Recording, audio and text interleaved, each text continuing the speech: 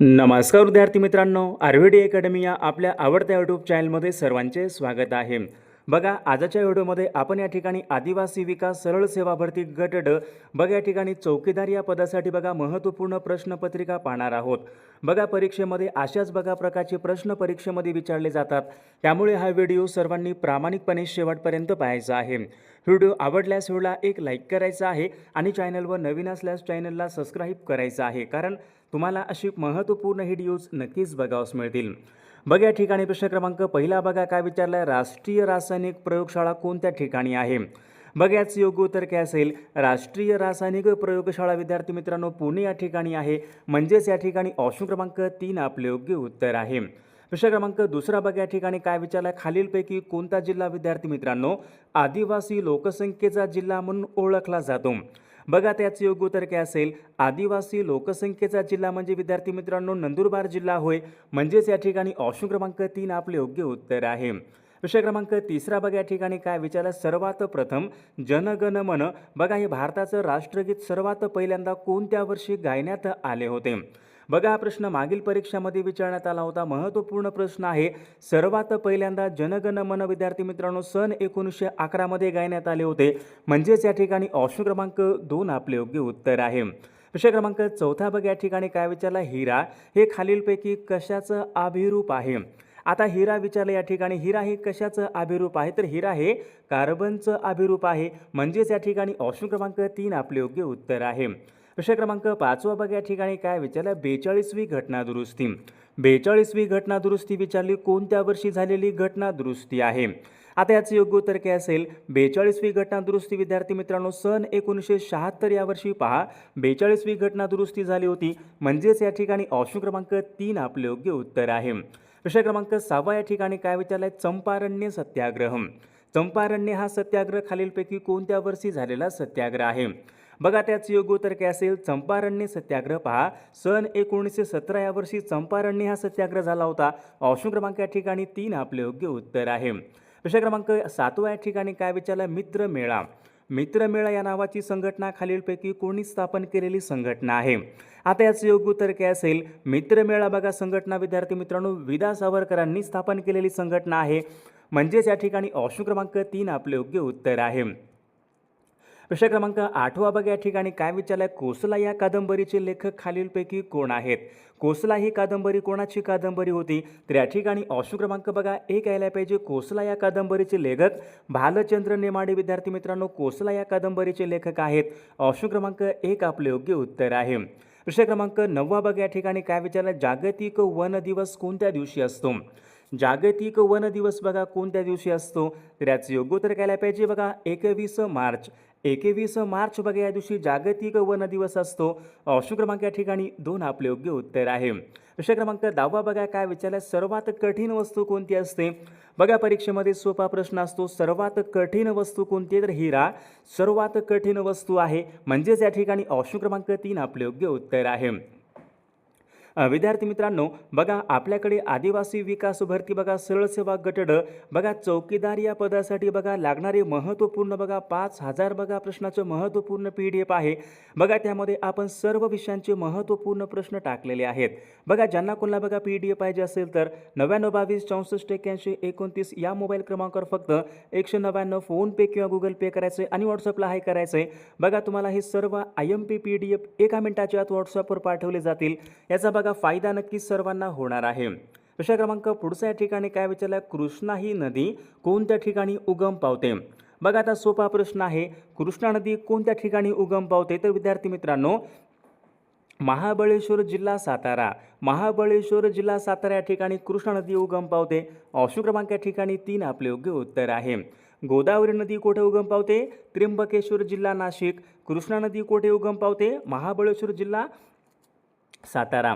प्रश्न क्रमांक पुढचा बघा, या ठिकाणी काय विचार, जगामधला सर्वात लहान समुद्र कोणता आहे? जगामधला सर्वात लहान समुद्र कोणता असेल? सर्वात मोठा समुद्र कोणता आहे? पॅसिफिक महासागर जगामधला सर्वात मोठा समुद्र आहे। सर्वात लहान समुद्र या ठिकाणी विचारले पहा आर्क्टिक समुद्र जगातला सर्वात लहान तो समुद्र आहे। प्रश्न क्रमांक पुढचा, सर्वाधिक समुद्र किनारा लाभलेलं राज्य कोणतं आहे? भारतामध्ये विचारले असं एक कोणतं राज्य आहे त्या राज्याला सर्वाधिक समुद्रकिनारा लाभलेला आहे? योग्य उत्तर काय आलं पाहिजे बघा, गुजरात या राज्याला सर्वाधिक समुद्रकिनारा लाभलेला आहे. ऑप्शन क्रमांक 3 आपले योग्य उत्तर आहे. विषय क्रमांक पुढचा या ठिकाणी काय होत्या, चांदी या मूलद्रव्याची रासायनिक संज्ञा कोणती आहे? आता चांदी या मूलद्रव्याची रासायनिक संज्ञा कोणती असेल बघा, Ag. Ag ही काय आहे, चांदी मूलद्रव्याची रासायनिक संज्ञा आहे. Au बघा काय Au ही या ठिकाणी सोने या मूलद्रव्याची रासायनिक संज्ञा आहे. Au सोने, Ag चांदी. सर्वांनी लक्षात ठेवायचं आहे. बघा या ठिकाणी प्रश्न क्रमांक 15 काय विचारला, राष्ट्रीय आणीबाणी यांच्या संबंधीचं कलम कोणतं कलम आहे? राष्ट्रीय आणीबाणी यांच्या संबंधीचं कलम कोणतं असेल? कलम 352. बघा हे राष्ट्रीय आणीबाणी यांच्या संबंधीचं या ठिकाणी कलम आहे. विषय क्रमांक पुढचा, इंदिरा गांधी यांच्या समाधीस्थळाचं नाव खालीलपैकी काय आहे? बघा परीक्षेमध्ये मागे प्रश्न होता, इंदिरा गांधी यांच्या समाधीस्थळाचं नाव काय आहे? तर याचं योग्य उत्तर काय पाहिजे, शक्तीस्थळ. हे काय आहे, इंदिरा गांधी यांच्या समाधीस्थळाचं नाव बघा शक्तीस्थळ आहे. ऑप्शन क्रमांक या ठिकाणी 2 आपले योग्य उत्तर आहे. विषय क्रमांक पुढचा, नांदूर मधमेश्वर बघा हे अभयारण्य कोणत्या जिल्ह्यामध्ये आहे? बघा त्याचं योग्य उत्तर काय असेल, नांदूर मधमेश्वर बघा हे अभयारण्य कोठं आहे? नाशिक जिल्ह्यामध्ये आहे. ऑप्शन क्रमांक 3 आपले योग्य उत्तर आहे. विषय क्रमांक पुढचा, डोळ्याच्या आरोग्यासाठी कोणते जीवनसत्व महत्त्वाचे असते? डोळ्याच्या आरोग्यासाठी कोणते जीवनसत्व महत्त्वाचे असते? योग्य उत्तर काय पाहिजे, डोळ्याच्या आरोग्यासाठी अ जीवनसत्व हे खूप महत्त्वाचे असते. पहा ऑप्शन क्रमांक या ठिकाणी 1 आपले योग्य उत्तर आहे. विषय क्रमांक पुढचा, चहामध्ये कोणतं अपायकारक द्रव्य असते? चहामध्ये कोणतं अपायकारक द्रव्य असते? तर चहामध्ये बघा प्रामुख्याने टॅनिन या नावाचं बघा अपायकारक द्रव्य बघा चहामध्ये असते. कॉफीमध्ये कोणतं असतो अपायकारक द्रव्य? कॉफीमध्ये कॉफीन असतो, चहामध्ये टॅनिन असतो. बघा विषय क्रमांक पुढचा या ठिकाणी काय, सेवाग्राम आश्रम खालीलपैकी कोणत्या जिल्ह्यामध्ये आहे? बघा त्याचं योग्य उत्तर काय असेल, सेवाग्राम आश्रम बघा विद्यार्थी मित्रांनो वर्धा या जिल्ह्यामध्ये आहे. ऑप्शन क्रमांक 4 आपले योग्य उत्तर आहे. विषय क्रमांक पुढचा या ठिकाणी काय, बैतूल मध्य प्रदेश या ठिकाणी कोणती नदी उगम पावते? बघा सर्वांचं योग्य उत्तर आलं का, बैतूल या ठिकाणी कोणती नदी उगम पावते? तर तापी नदी बघा विद्यार्थी मित्रांनो बैतूल या ठिकाणी उगम पावते. नर्मदा नदी कुठं उगम पावते? अमरकंटक मध्य प्रदेश या ठिकाणी नर्मदा नदी उगम पावते. बैतूल मध्य प्रदेश, तापी नदी ही उगम पावते. विषय क्रमांक पुढचा, पंचगंगा नदीच्या काठावर कोणतं शहर आहे? पंचगंगा नदीच्या काठावर विचारले खालीलपैकी कोणतं शहर आहे? बघा सर्वांचं योग्य उत्तर आलं का, पंचगंगा नदीच्या काठावर कोल्हापूर हे शहर आहे. ऑप्शन क्रमांक 3 आपले योग्य उत्तर आहे. विषय क्रमांक पुढचा, गेटवे ऑफ इंडिया कुठं आहे? मुंबई या ठिकाणी आहे. गेटवे ऑफ इंडिया बघा हे भारताचं प्रवेशद्वार कोणत्या वर्षी बांधण्यात आले? योग्य उत्तर काय पाहिजे, सन 1911 या वर्षी गेटवे ऑफ इंडिया हे भारताचं प्रवेशद्वार बांधण्यात आलेलं आहे. विषय क्रमांक पुढचा, वर्धा आणि वैनगंगा या नद्या खालीलपैकी कोणत्या प्रादेशिक भागामध्ये वाहतात? वर्धा आणि वैनगंगा नद्या कुठे वाहतात? विदर्भामधल्या बघा प्रमुख नद्या आहेत या. ऑप्शन क्रमांक या ठिकाणी 3 आपले योग्य उत्तर आहे. विषय क्रमांक 6 बघा या ठिकाणी काय विचारला, दासबोध हा ग्रंथ खालीलपैकी कोणी लिहिलेला ग्रंथ आहे? दासबोध हा ग्रंथ कोणी लिहिला होता? तर या ठिकाणी विद्यार्थी मित्रांनो ऑप्शन क्रमांक 2 यायला पाहिजे, संत रामदास महाराजांनी दासबोध हा ग्रंथ त्यांनी लिहिलेला ग्रंथ आहे. ऑप्शन क्रमांक या ठिकाणी 2 आपले योग्य उत्तर आहे. विषय क्रमांक पुढचा, आर्थिक आणीबाणी यांच्याशी संबंधीचं कलम कोणतं आहे? बघा कलम 360 हे आर्थिक आणीबाणी यांच्या संबंधीचं कलम आहे. विषय क्रमांक पुढचा, महाराष्ट्राचे नंदनवन खालीलपैकी कशाला म्हणतात? बघा मागील परीक्षामध्ये हा प्रश्न होता, महाराष्ट्राचे नंदनवन कशाला म्हणतात? बघा सर्वांचं योग्य उत्तर आलं का, महाबळेश्वर जिल्हा सातारा. महाबळेश्वरला बघा या ठिकाणी महाराष्ट्राचे नंदनवन असे म्हणतात. ऑप्शन क्रमांक या ठिकाणी 1 आपले योग्य उत्तर आहे. सिंधुदुर्ग जिल्ह्याचं मुख्यालय कोणतं आहे? सिंधुदुर्ग जिल्ह्याचं मुख्यालय कोणतं असेल? ओरस बुद्रुक हे सिंधुदुर्ग जिल्ह्याचे या ठिकाणी मुख्यालय आहे. ऑप्शन क्रमांक 3 आपले योग्य उत्तर आहे. विषय क्रमांक पुढचा, नेताजी सुभाषचंद्र बोस आंतरराष्ट्रीय विमानतळ कोणत्या ठिकाणी आहे? नेताजी सुभाषचंद्र बोस आंतरराष्ट्रीय विमानतळ कुठं आहे? कोलकाता या ठिकाणी आहे. पहा ऑप्शन क्रमांक 4 आपले योग्य उत्तर आहे. विषय क्रमांक पुढचा, भारताला सर्वाधिक भूसीमा खालीलपैकी कोणत्या एका देशाची लागून आहे?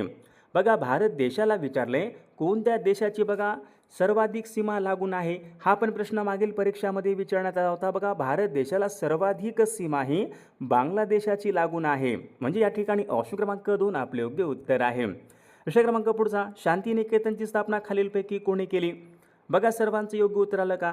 शांतिनिकेतनची स्थापना कोणी केली होती? रवींद्रनाथ टागोरांनी पहा शांतिनिकेतनची त्यांनी स्थापना केली होती. ऑप्शन क्रमांक 4 आपले योग्य उत्तर आहे. विषय क्रमांक पुढचा, डेक्कन एज्युकेशन सोसायटी यांची स्थापना खालीलपैकी कोणी केली? बघा, सर्वांचं योग्य उत्तर आलं का? लोकमान्य टिळकांनी पहा डेक्कन एज्युकेशन सोसायटी त्यांनी स्थापना केली होती. ऑप्शन क्रमांक 3 आपले योग्य उत्तर आहे. विषय क्रमांक पुढचा, हरिजन व यंग इंडिया ही वर्तमानपत्रे खालीलपैकी कोणाची वर्तमानपत्रे आहेत? हरिजन हे वर्तमानपत्र कोणाचं होतं? महात्मा गांधीजी यांचे होते. ऑप्शन क्रमांक 3 आपले योग्य उत्तर आहे. मुघल साम्राज्याचे संस्थापक कोण होते? बघा, झाला होता प्रश्न. मुघल साम्राज्याचे संस्थापक कोण? बाबर होते पहा. ऑप्शन क्रमांक 3 आपले योग्य उत्तर आहे. विषय क्रमांक पुढचा या ठिकाणी काय? आयोडीनच्या कमतरतेमुळे खालीलपैकी कोणता रोग होतो? आयोडीनच्या कमतरतेमुळे कोणता रोग होतो? बघा विद्यार्थी मित्र, ग्वायटर आयोडीनच्या कमतरतेमुळे या ठिकाणी होणारा रोग आहे. विषय क्रमांक पुढचा, शून्याचा शोध खालीलपैकी कोणी लावला? शून्याचा शोध खालीलपैकी कोण लावला? तर आर्यभट्ट यांनी पहा शून्याचा शोध त्यांनी लावला होता, आर्यभट्ट. ऑप्शन क्रमांक या ठिकाणी 2 आपले योग्य उत्तर आहे. विषय क्रमांक पुढचा, मणिपूर या राज्याची राजधानी कोणती आहे? मणिपूरची राजधानी कोणती आहे? बघा, सर्वांचे योग्य उत्तर आलं का? मणिपूरची कोणती आहे? इम्फाळ बघा, हे मणिपूरची राजधानी आहे. विषय क्रमांक 4, भारताच्या दक्षिणेला विचारले कोणता समुद्र आहे? भारताच्या दक्षिणेला कोणता समुद्र आहे? सोपा प्रश्न आहे. भारताच्या दक्षिणेला हिंदी महासागर. ऑप्शन क्रमांक 2 आपले योग्य उत्तर आहे. विषय क्रमांक पुढचा, भारताचे शेक्सपियर असे खालीलपैकी कोणाला म्हणतात? बघा, हा प्रश्न मागील परीक्षामध्ये विचारण्यात आला होता. भारताचे शेक्सपियर असे खालीलपैकी कोणाला म्हणतात? बघा, कालिदास यांना भारताचे शेक्सपियर असे म्हणतात. ऑप्शन क्रमांक 2 आपले योग्य उत्तर आहे. क्षेत्रफळाच्या दृष्टीने भारतामधला सर्वात मोठा सर्वात मोठा देश विचारला आहे. जगातला सर्वात मोठा देश कोणता असेल क्षेत्रफळाच्या दृष्टीने? रशिया बघा देश आहे. ऑप्शन क्रमांक 1 आपले योग्य उत्तर आहे. विषय क्रमांक पुढचा, खालीलपैकी कोणत्या घटकामुळे झाडाची पाने हिरवी असतात? बघा, कोणत्या घटकामुळे झाडाची पाने हिरवी असतात? योग्य उत्तर काय आलं पाहिजे? क्लोरोफिल या घटकामुळे विद्यार्थी मित्रांनो झाडाची पाने हिरवी असतात. ऑप्शन क्रमांक 3 आपले योग्य उत्तर आहे. विषय क्रमांक पुढचा, महाराष्ट्रामधले पहिले मातीचे धरण कोणतं आहे? महाराष्ट्रामधले पहिले मातीचं धरण कोणतं आहे? गंगापूर. बघा, नाशिक जिल्ह्यामध्ये आहे गंगापूर धरण. महाराष्ट्रामधलं बघा पहिलं मातीचं धरण आहे. विषय क्रमांक पुढचा, गुलामगिरी या पुस्तकाचे लेखक कोण आहेत? गुलामगिरी हे पुस्तक कोणाचं होतं? महात्मा ज्योतिबा फुले यांच्या ठिकाणी हे पुस्तक आहे. जगातला सर्वात मोठं बेट कोणतं असेल? जगातलं सर्वात मोठं बेट कोणतं? ग्रीनलँड. जगातलं सर्वात मोठं या ठिकाणी बेट आहे. विषय क्रमांक 11 या ठिकाणी काय विचारलं आहे? भारतामध्ये गुलाबी शहर असे खालीलपैकी कोणत्या शहराला म्हणतात? गुलाबी शहर म्हणून पहा, जयपूर या शहराला गुलाबी शहर असे म्हणतात. ऑप्शन क्रमांक या ठिकाणी 2 आपले योग्य उत्तर आहे. पोलिओची लस खालीलपैकी कोणी शोधून काढली होती? पोलिओची लस कोणी शोधून काढली? साल्क जोनास या शास्त्रज्ञाने पोलिओची लस बघा शोधून काढली होती. ऑप्शन क्रमांक 3 आपले योग्य उत्तर आहे. विषय क्रमांक पुढचा, भारतीय साहित्य क्षेत्रामधला सर्वोच्च पुरस्कार कोणता आहे? बघा, हा पण प्रश्न मागील परीक्षामध्ये विचारण्यात आला होता.